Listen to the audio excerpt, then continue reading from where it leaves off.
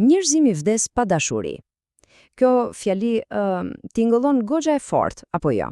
Por pikërisht ky është thelbi i një përmbledhje me poezi që do të shqyrtojmë. Ideja që dashuria nuk është thjesht një ndjenja, por si të thuash kushti themelor që ne të ekzistojmë. Le të thellohemi pak më shumë në këtë ide. Sot do t'i hyjmë brenda mesazhit kryesor të vëllimit poetik Agimi i dashurisë nga Berzat Sadiki. Do të shohim bashkë se si këto vargje na japin një përgjigje, le të themi, mjaft befasuese për pyetjen e madhe çfarë mban botën në këmbë. Mirë, për ta kuptuar këtë vëllim poetik, duhet të pranojmë një vizion goxha të guximshëm. Për poetin, dashuria nuk është thjesht një emocion që vjen e ikën. Jo, ajo është motori, forca lëvizëse e gjithë shkaje që ekziston. Pra, hajde të shohim konkretisht se çfarë do të thotë kjo. Pra, çfarë është dashuria sipas Sadikut? Po, harojeni për një moment romancën klasike. Këtu flitet për një fuqi krijuese, thuajse kozmike. Është vetë arsyeja pse çdo gjë ekziston. Dhe ç'është më rëndësishmja, shihet si e vetmja zgjidhje për vuajtjet tona. Kjo është një ide me të vërtetë e madhe. Dhe këtu e kemi themelin e gjithë shkaje. Ky varg nga poema Për hir të dashurisë i jep tonin të gjithë librit. Sipas këtij këndvështrimi, i gjithë universi, pra dielli, toka, jeta jon, gjithçka është thjesht një shfaqje e dashurisë. Por, okay, si arrin poeti ta bëjë këtë koncept kaq abstrakt, kaq të madh, diçka që mund ta ndjejmë? Po, fare thjesht, duke e gjetur kudo në natyrë. Tani le të kalojmë tek imazhet konkrete për të parë se si kjo dashuri shfaqet tek yjet e tek lulet. Vetëm shikoni pak për masat këtu. Këto nuk janë dhurata të zakonshme, janë premtime kozmike të marra nga poema Dhuratat. Poeti nuk ofron thjesht një gjerdan, por një gjerdan të bërë me yjet e natës. Nuk ofron thjesht ngrohtësi, por ngrohtësinë e rrezeve të diellit. Kjo e çon konceptin e dashurisë në një nivel krejt tjetër, universal.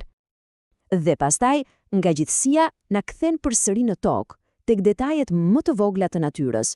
Kjo pyetje në fakt është një ftesë për të parë aktin e thjeshtë të një luleje që çel si një shprehje të pastër dashurie. Ai lidh madhështinë e diellit me brishtësinë e lules, duke na thënë se e njëjta forcë vepron tek të dyja.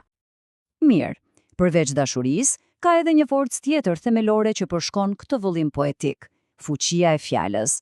Dhe këtu duhet të jemi të qartë. Gjuha nuk është thjesht për të komunikuar. Jo, është një mjet për të krijuar realitetin. Pra, njësoj si dashuria, edhe fjala merr një kuptim pothuajse hyjnor. Nuk është thjesht një tingull që del nga goja. Për poetin, fjala është një rrugë, një mesazh, është vetë jeta. Dhe më e rëndësishmja është çelësi që na hap derën drejt së vërtetës dhe rrjedhimisht drejt dashurisë. Kjo metaforë nga poema Fjala ime e bën gjithë këtë koncept abstrakt shumë konkret, shumë të prekshëm. Poeti thot se nuk fletot, sepse është i zënë duke ndërtuar. Fjalët e tij janë tullat, mendimet e tij janë qimentoja. Dhe cili është projekti? Ndërtimi i një qyteti të dashurisë ku të tjerët mund të shëtisin lirshëm në mëngjes. Një ide vërtet e mrekullueshme. Tani bëhemi gati për një kthes të fortë. Le të kalojmë nga ky vizion idealist tek një kritik mjaft e ashpër. Pasi ka ndërtuar këtë botë të përsosur dashurie dhe fjale, poeti kthen kokën nga realiteti ynë dhe, le ta themi troç, nuk i pëlqen as pak ajo që sheh. Dhe kjo është një akuzë pa doreza. Në poemën Për ujqërit, poeti thot se përrallat e vjetra na kanë mashtruar. Rreziku i vërtet nuk fshihet më në pyll. Jo, ujqërit e vërtet, thot ai, janë në zyra, ulur në koltuçe, me kravata, me zemrat plot lakmi. Këtu poezia shndërrohet në një armë të vërtet të kritikës sociale. Dhe këtu kuptojmë se pas kësaj kritike fshihet një dhimbje shumë personale. Kjo nuk është thjesht një analizë abstrakte, është një dëshmi e ndjertell. Padrejtësia për poetin nuk është një koncept teorik, është një forcë shkatruese që, siç thot ai, i ka shuar diellin dhe i ka vjedhur rinin. Dhe në mes të kësaj bote plot ujshër dhe padrejtësi, poeti ndjet thellësisht i vetmuar. Kërkesa që ai bën në poemën Kërkoj një mik është tronditse në thjeshtësinë e saj. Ai nuk kërkon ushtri, as pasuri, kërkon vetëm një mik të vërtet. dikë që ta kuptoj, për të larguar, siç thot ai, helmin e botës. Vetëm një. Pra, përballë gjithë kësaj, cila është zgjidhja? Poeti nuk na lë në dëshpërim. Pjesa e fundit e vëllimit është një thirrje e fuqishme, një thirrje urgjente për veprim, e cila i lidh të gjitha temat që diskutuam. Gjithçka nis me këtë urdhër, kaq të thjesht por kaq të thellë. Vini re, nuk është një sugjerim, është një komandë.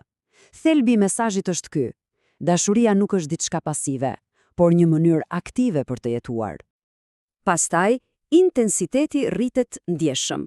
Kjo nuk është një dashuri e urtë, e duruar. Jo, kjo është diçka për të cilën duhet luftuar, duhet kapur me çdo kusht. Gjuha bëhet pothuajse e dhunshme. Rrëmbeni, vidheni, për të theksuar sa urgjente dhe sa e vlefshme është. Dhe kur arrin ta kapësh, nuk duhet ta mbash për vete. Veprimi i fundit është ky, ndaje me të tjerët. Kjo e mbyll ciklin. Kërkoje, rrëmbeje dhe pastaj dhuroje për të krijuar një botë ku dashuria mund të lulëzojë.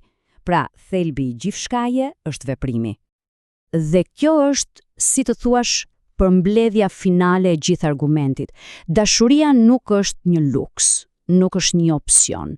Ajo është ushqimi bazë për mbijetesën e njerëzimit. Pa të, ne thjesht vdesim urie, shpirtërisht. Çfarë imazhi fuqishëm për ta mbyllur? Kështu, ky vëllim poetik na lë me këtë ide të vetme, por tepër të fuqishme. Dashuria është përgjigja, por, natyrisht, kjo të bën të mendosh, nëse dashuria është çelësi që ofron poeti për një botë më të mirë, çfarë çelësash të tjerë mund të ekzistojnë? Kjo është një pyetje e mirë për ta marrë me vete.